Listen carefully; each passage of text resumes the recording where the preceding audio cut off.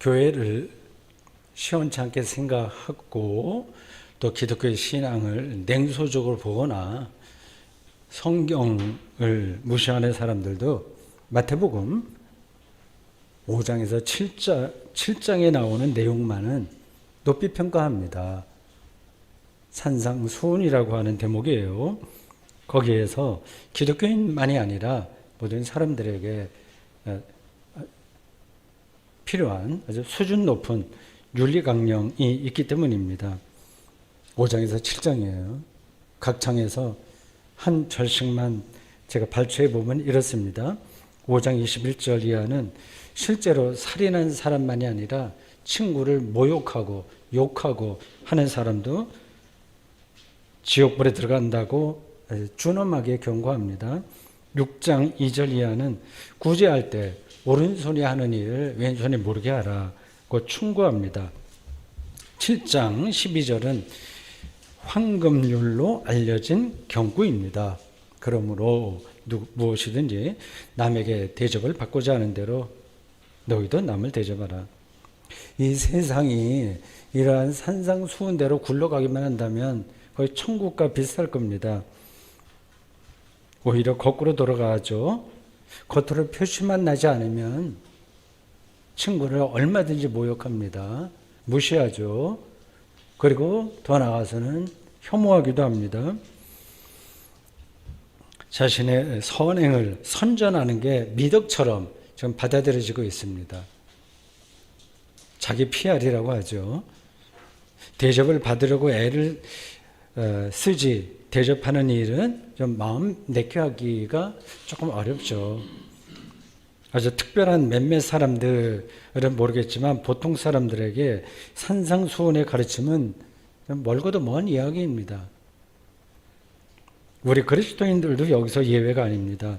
마태복음을 기록한 이 사람도 이 가르침이 현실에서 지키기 힘들다는 사실을 잘 알고 있었을 겁니다.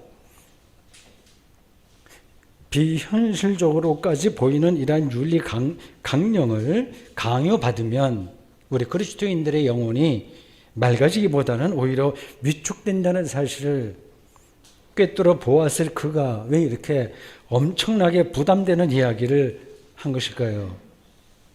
부담되죠? 이 산상을 읽으면요. 왜 이런 이야기를 하는 걸까요? 안 돼도 억지로 하라고 얘기하는 걸까요? 먼 후일에 언젠가 이루어질 일에 대한 기대일까요? 어떻게 생각하십니까? 오늘 본문 바로 앞 대목에는 팔복 이야기가 나옵니다. 8가지 내용을 실제 복된 삶으로 받아들이는 사람들은 별로 많지 않습니다. 예를 들어서 가난한 사람, 슬퍼하는 사람, 온유한 사람, 의에 줄이고 목마른 사람으로 살기를 원하지 않습니다. 마태복음이 여기 복이 있으라 누가복음에는 4가지로 나오는데 여기서 열관이들은 한마디로 박해받는 사람들입니다. 누가 박해받는 걸 원하겠습니까? 이 팔복의 결론에 해당하는 11절을 들어보십시오. 제가 3번역으로 읽겠습니다. 너희가 나 때문에 모욕을 당하고 박해를 받고 터무니없는 말로 온갖 비난을 받으면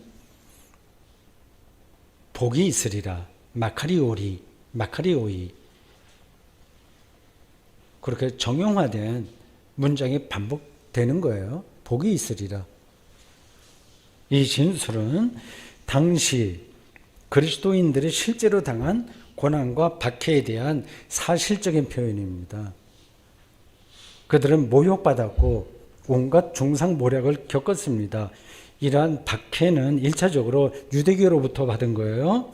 이런 상황이 벌어진 계기는 수년에 걸친 반로마 유대 전쟁이 유대의 참담한 실패로 끝난 역사적 사건입니다. 모든 성경은 컨텍스트가 있어요. 배경이 있습니다. 삶의 자리가 있어요. 공중에 뜬 이야기가 아닙니다. 로마군의 공격을 받은 예루살렘은 이건 거의 세계사에 나온 사건이에요. 기원 후 70년에 괴멸되었습니다. 성전이 파괴되었고 유대인들이 그토록 마음을 두었던 예루살렘 성전이 무너졌고, 그럼 제사장들은 다 흩어졌고 수많은 사람들이 뿔뿔이 흩어졌습니다. 성전을 잃은 유대교는 이제 더 이상 제사를 드릴 수 없었고요. 그래서 바리새인과 서기관 전통인 율법주의 신앙으로 돌아갔습니다. 그들은 자신들과 함께 회당 신앙을 유지하던 그리스도인들에게 율법을 강요했어요. 그걸 강조하다 보니까 어쩔 수 없는 겁니다. 저 그리스도인들 유대교 안에 있었습니다. 처음에 율법을 철저하게 지키지 않으니까 안 두겠다 싶어서 강요했습니다. 그러다가 신압으로 회당에서 그리스도인들을 축출했습니다. 유대교회의 종교재판과 로마의 정치재판에 그리스도인들이 넘겨졌습니다. 그 과정에서 그리스도인들은 조롱과 박해를 당했습니다. 그리고 유대인들이 나서서 지금 열심당원이겠죠. 모든 유대인들이 다 그런 건 아닐 거고요. 유대인들이 나서서 이 그리스도인들에게 온갖 불리한 말을 다 쏟아냈습니다. 복음서가 전하는 예수님의 재판 과정에서도 이를 확인할 수 있습니다. 유대교 당국자들은 거짓 증언자를 찾아서 그 당시 뭐 지금도 법정에서 비슷한 효력이 있을 텐데 그 증언을 몇 사람이 공동으로 하면 그의 효력을 발휘한다고 해요. 그래서 거짓 증언자들을 찾아내서 피의자 예수의 범죄 사실을 증언하게 했습니다. 예수의 말을 왜곡하거나 과장하는 방식입니다. 예를 들어서 일종의 비유인 성전을 허물라, 이런 예수님의 말씀이 있잖아요. 그거를 근거로 해서 저 예수라고 하는 자가 성전을 못 오겠고 폭력을 교사했다, 이렇게 몰아가는 겁니다. 마태 공동체도 먼 훗날이지만 그런 모욕과 비난을 지금 당하고 있습니다. 성서 신학자들의 설명에 따르면 마태복음은 유대 기독교에 속한 사람들이 쓴 성경이라고 합니다. 조금 처음 들은 분들은 좀 이상하게 생각할 거예요. 세 가지 파가 있었습니다. 간단하게 말하면 유대 기독교, 헬라파, 디아스포라 기독교, 이방인 기독교입니다. 이 마태복음은 유대 기독교를 배경으로 하는 겁니다. 그들 유대 기독교는 이방 기독교와 성격이 달랐어요. 그럴 수밖에 없습니다. 지리적으로 시리아, 팔레스타인에 살던 유대인으로서 기독교인이 된 사람들이기 때문에 정통적인 유대교인들과 뿌리가 같았어요. 사도행전 2장에 따르면 베드로는 여전히 유대교의 기도 시간을 지켰죠. 그리고 성전을 출입했습니다. 바울도 선교 여행 중에 어느 지역을 가든지 유대인들의 회당을 먼저 찾았습니다. 뿌리가 같으니까요. 마태복음의 배경이 되는 유대 기독교인들은 가능한 한 유대교와의 연대감을 잃지 않으려고 노력했습니다. 유대교 당국도 상당 기간 유대 기독교인들을 그대로 받아들였습니다. 예루살렘 교회의 대표격인 예수님의 동생 야고보는 유대교 당국자들과 일정한 정도로 친분을 맺고 있었을 겁니다.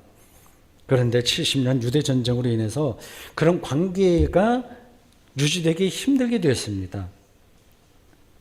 정통 유대교가 유대 기독교를 불편하게 여기면서 박해하기 시작했습니다. 좀 나가줬으면 좋겠다는 암시를 계속 보냈겠죠. 요즘식으로 말해서 유대교가 기독교인들을 이단으로 내몬 겁니다. 쫓겨난 거죠. 잘 됐지. 이걸 기회로 기독교가 따로 살림을 차리면 되지 하고 생각할 분들이 있겠지만 상황이 그렇게 녹록한 게 아닙니다. 유대교로부터 분리된다는 건 기독교가 그때는 어린 새싹과 같아요. 자신들의 미래가 불확실해진다는 의미입니다. 핵우산이라는 말이 있듯이 유대교라는 우산을 잃으면 비를 그냥 몽땅 맞아야 됩니다. 로마 제국 시대에 유대교는 나름으로 종교로서의 독립성을 인정받았습니다. 기독교는 그야말로 아무도 거들떠 보지 않는 듣보잡 비슷했습니다. 기독교가 로마 제국의 국가 종교로 승격한 4세기에 이른 지금 마태 공동체가 처한 1세기 후반에서 볼 때 전혀 상상할 수 없었습니다. 이제 유대 기독교는 유대교의 도움 없이 홀로 생존을 모색해야만 했습니다. 특히 유대교와의 경쟁에서 살아남아야 됐습니다. 계속해서 저 친구들은 율법도 안 지켜, 이런 비난을 어떻게든지 버텨내야 됐습니다. 바리새파 사람들보다 더 철저하고 더 치열하게 그리고 더 모범적이고 윤리적인 삶을 살아야 했습니다. 단순히 율법 조문을 잘 지킨다는 차원이 아닙니다.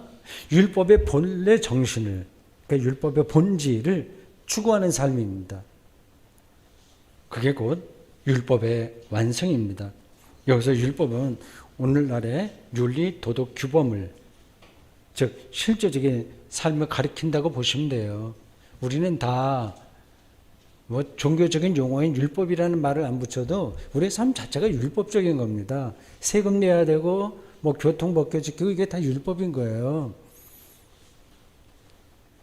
마태복음 5장 13절에서 그리스도인들은 세상의 소금으로 규정됩니다. 귀가 닳도록 들었던 얘기죠. 세상의 소금이야. 세 번역으로 다시 들어보십시오. 너희는 세상의 소금이다. 소금이 짠맛을 잃으면 무엇으로 그 짠맛을 되찾게 하겠느냐. 짠맛을 잃은 소금은 아무데도 쓸 데가 없으므로 바깥에 내버려져서 사람들의 짓밟을 뿐이다. 그리스도인이 그리스도인다움을 잃어버리면, 즉 자신의 정체성을 잃어버리면 이제 버림받는다는 이야기입니다. 여기에 마태 공동체가 느꼈던 위기의식이 얼마나 심각했는지를 알 수 있어요. 자기들은 짓밟히고 버림받을 수 있다는 위기의식이 있었습니다. 그러한 절박한 심정으로 이 본문을 읽어야 이해가 되지, 그렇지 않고 그냥 도덕규범 정도 읽으면 그냥 거리가 먼 이야기가 됩니다. 그들은 죽냐 사냐 그 절박한 상황 가운데서 이 말씀을 기록하고 있어요. 비유적으로 말하면 아직 성인이 되지 못한 아이가 집을 나와 독립한 상황과 비슷합니다. 아니면 어떤 사고로 어머니 아버지가 세상을 떠나서 갑자기 고아가 된 아이와 같습니다. 부모의 도움으로 살던 시절과는 상황이 완전히 달라진 겁니다. 자기가 돈을 벌어서 살아야 됩니다. 자칫하면 세상에서 버림받습니다. 비슷한 이야기가 14절과 15절에 나옵니다. 여기에서는 그리스도인의 정체성이 세상의 빛으로 나옵니다. 빛은 숨길 수 없어요. 밤에 등불을 켜서 그릇으로 덮어두는 사람은 없습니다. 집안 사람 모두가 잘 보도록 보이는 자리에 놓습니다. 이처럼 그리스도인은 세상에서 빛과 같다, 이렇게 얘기합니다. 이런 구절을 근거로 많은 그리스도인은 자신이 소금과 빛이 되려고 노력했습니다. 그러한 잡지도 있었던 것 같은데 지금도 나오는지 모르겠습니다. 기독교 잡지요. 소금과 빛이라고. 가장 유명한 그런 메타포죠. 다른 사람에게 모범이 되고 어려운 이들을 돕는 사람이 되는 겁니다. 16절에서는 이를 착한 행실이라고 했습니다. 그걸 좀 보여라. 소금과 빛처럼 사는 그리스도인이 많아지면 세상이 교회를 다르게 보겠죠. 그렇게 사는 그리스도인들을 우리는 인정해야 되고 우리가 서로 그렇게 살도록 노력하고 또 서로 격려해야 됩니다. 그냥 당위예요. 그렇게 해야만 합니다. 그런데 평범한 그리스도인들은 자신이 소금과 빛으로 살지 못한다는 사실 앞에서 오히려 낙심하거나 혼란스러울 겁니다. 여러분은 실제로 어떻습니까? 소금과 빛, 이 말 앞에 어떤 생각이 드십니까? 저 역시 세상의 소금과 빛이라고 자신 있게 말할 수 없습니다. 우리말 성경 13절에 나오는 세상의 소금이라는 표현과 14절에 나오는 세상의 빛이라고 하는 표현에서 똑같이 세상이라는 단어가 나오죠. 네, 헬라어 성경은 그렇지 않습니다. 우리말 성경이 왜 이렇게 세상으로 똑같이 번역했는지 제가 확인을 못했어요. 헬라어 성경으로 보면 이 소금이라고 하는 데에서는 세상이 아니라 땅, 흙입니다. 흙의 소금이에요. 땅의 소금이라고 해야 됩니다. 그래서 킹 제임스 버전은 헬라어에 맞게 번역을 했더라고요. The salt of the earth, world라고 안 하고 earth라고 했어요. 그리고 the light of the world, 여기서는 세상이라고 번역했습니다. 루터 성경도 소금을 말할 때는 땅, 에르데라고 하고 빛을 말할 때는 세상, 웰트 이렇게 번역했습니다. 그쪽 성경들은 그걸 구분했는데 우리말 성경은 구분을 안 하네요. 어쨌든 마태복음 기자는 흙으로 된 물리적인 세상과 우리가 두 발을 딛고 살죠. 사람들이 어울려서 사는 세상을 다 포괄함으로써 그리스도인이 살아가는 삶의 우주론적 차원을 강조한 것이라고 저는 생각합니다. 세상을 외면하고 골방에 숨어서 땅에 흙에 발도 딛지 않고 자기들끼리 미래적인 종교의 현상에 빠져들려는 유혹을 단호하게 거절하는 말씀이라고 말입니다.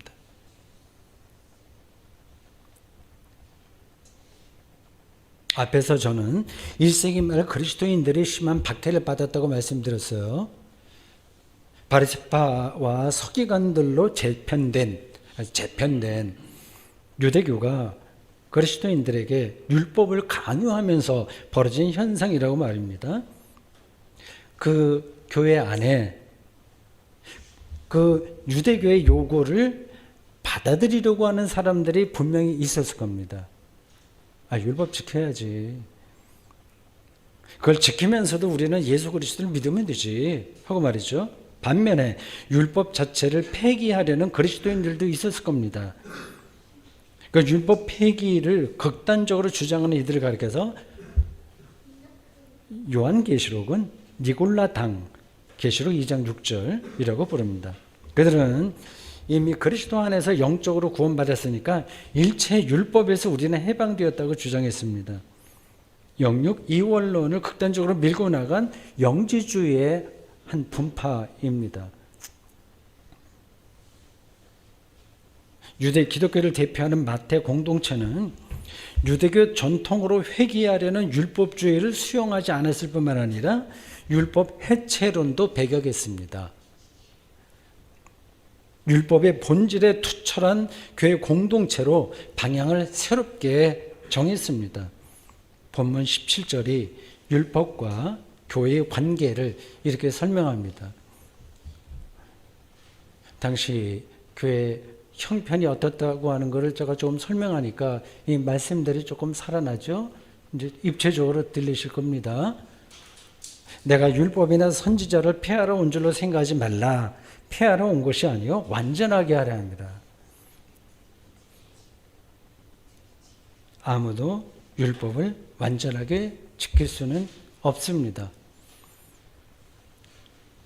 여기서 율법을 완전하게 한다는 말은 앞에서 짚었듯이 율법을 문자적으로 지키는데 열중한다는 게 아니라 율법의 본래 정신을 따른다는 겁니다.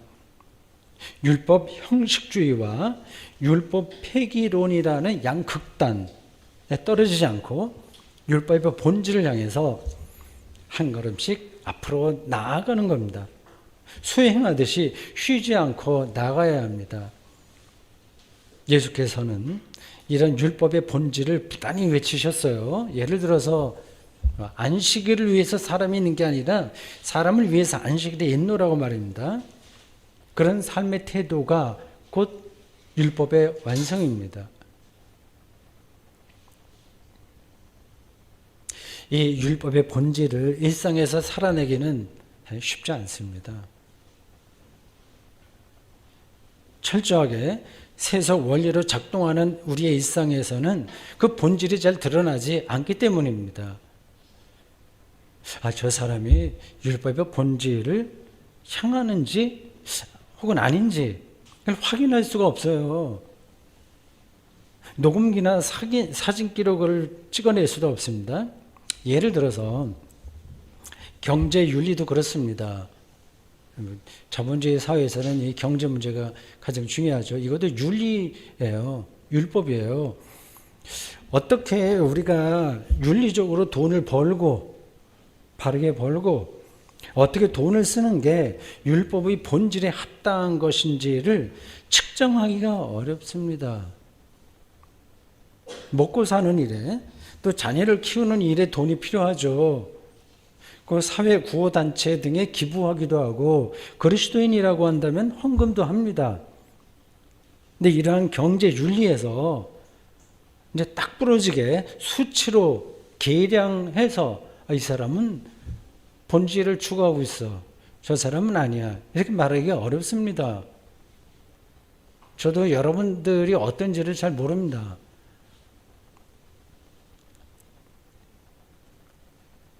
다른 길이 없어요.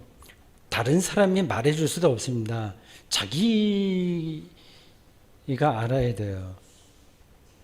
그건 그러니까 율법의 본질에 투철하려면 삶에 대한 관점이 완전히 다른 차원으로 들어야 됩니다. 다른 거예요. 삶을 다르게 봐야 되는 겁니다. 그렇지 않고는 이건 저 사람은 45점이야, 60점이야 이렇게만 계산할 뿐이지 본질로 가기가 어려워요. 그 다른 차원, 삶에 대한 다른 차원이 곧 오늘 설교 제목인 천국 윤리입니다. 천국, 바실레아, 톤 우라눈. 19절 말씀 들어보십시오.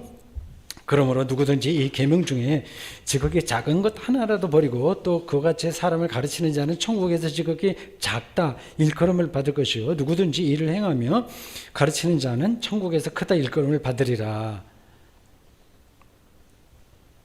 본문은 천국에서의 평가, 이게 높은 사람, 낮은 사람, 큰 사람, 작은 사람, 이 평가가 세상에서의 평가와 다르다고 합니다. 천국은 바실레아 톤 우라논이에요.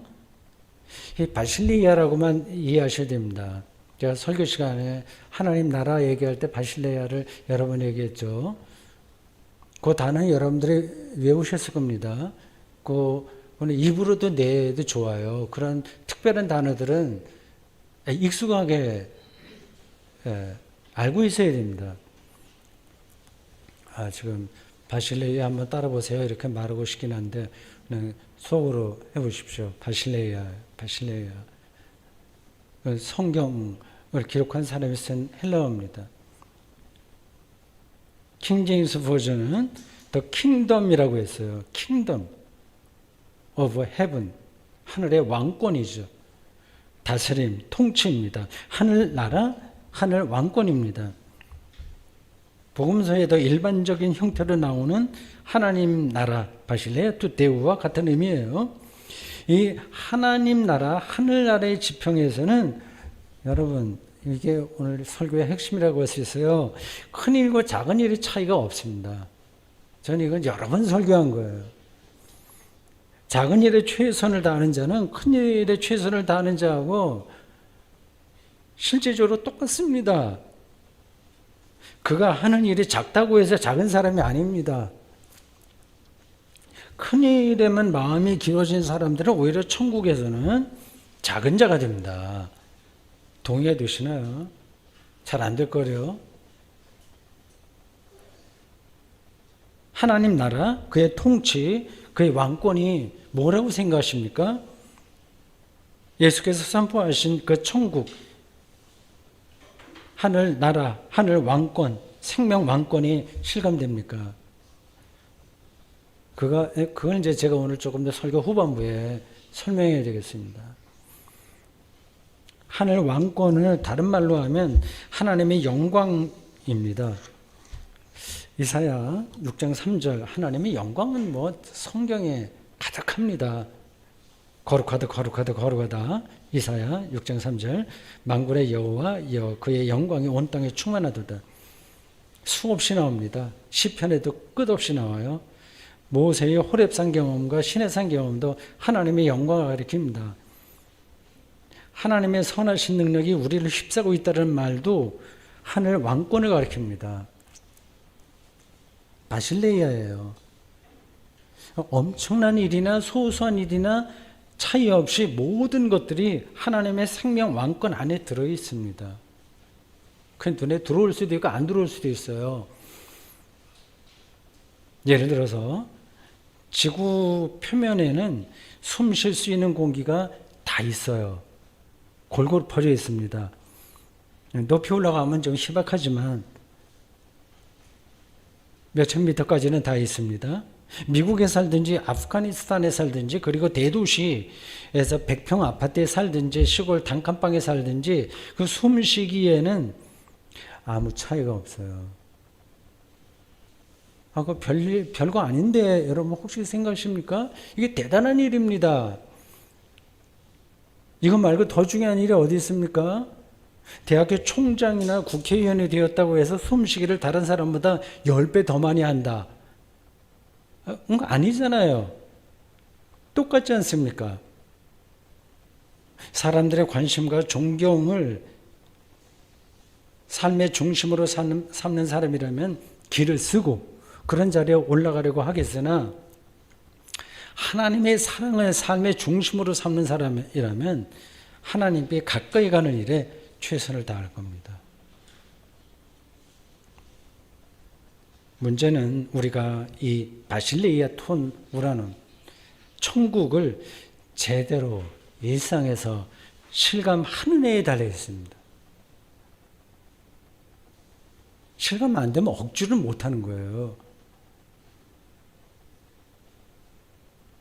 실감하시라고 제가 친절하게 작은 팁을 하나 드리겠습니다.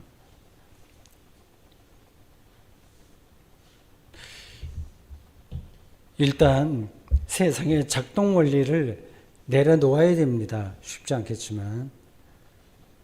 근데 그게 우리를 너무 과도하게 지배해서 정신 못 차리게 해서 천국에 마음을 줄 수가 없어요. 이렇게 생각해 보십시오. 여러분이 이미 하나님께 받은 것들에 집중해 보는 겁니다. 일용할 양식이 있죠. 그것으로 얼마든지 행복할 수 있습니다. 다 아는 이야기예요. 그리고 무언가를 볼 수 있죠. 예배 나와서 다른 사람의 찬송가 듣고 신앙 고백 들으면서 같이 예배 드릴 수 있죠. 이 공간을 느낄 수 있죠. 걸을 수 있죠. 그것으로 생명 충만하게 살 수 있습니다. 생명 충만이 생명 왕권인 거예요. 다 아는 이야기입니다. 사실은 우리가 가진 게 너무 많습니다. 과잉이에요. 모든 게 과잉입니다. 너무 많아요. 일상에서 거품만 걷어낸다면 우리는 기뻐할 일이 너무 많다는 사실이 눈에 들어올 겁니다. 그런 사람은 소소한 일에도 최선을 다하고요. 그것으로 만족합니다.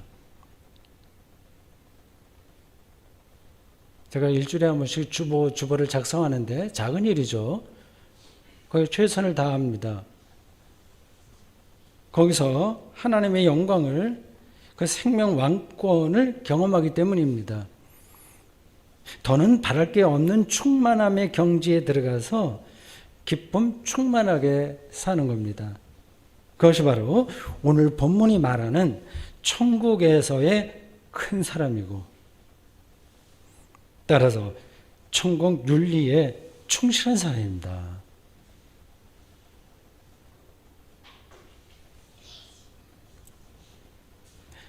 땅의 소금과 세상의 빛이라는 말씀으로 다시 돌아가 보십시오. 소금이 아니면서 짠맛을 내려고 하니 얼마나 피곤하겠습니까? 빛이 아니면서 빛 흉내를 내려면 얼마나 민망한 일이 많이 벌어지겠습니까? 존재가 소금으로 변화되었다면 굳이 짠맛을 내려고 노력할 필요가 없고요. 존재가 이미 빛이라면 빛을 내려고 애쓰지 않아도 됩니다. 우리는 그리스도 안에서 새로운 피조물, 고린도후서 5장 17절, 새로운 피조물로 변화됐고 소금과 빛으로 변화된 사람들입니다. 천국 바실레야의 시민이 된 겁니다. 여러분의 소소한 일상에서 소금과 빛으로서의 삶을 정말 아주 충실하게 그리고 충만하게 누려보십시오. 아멘.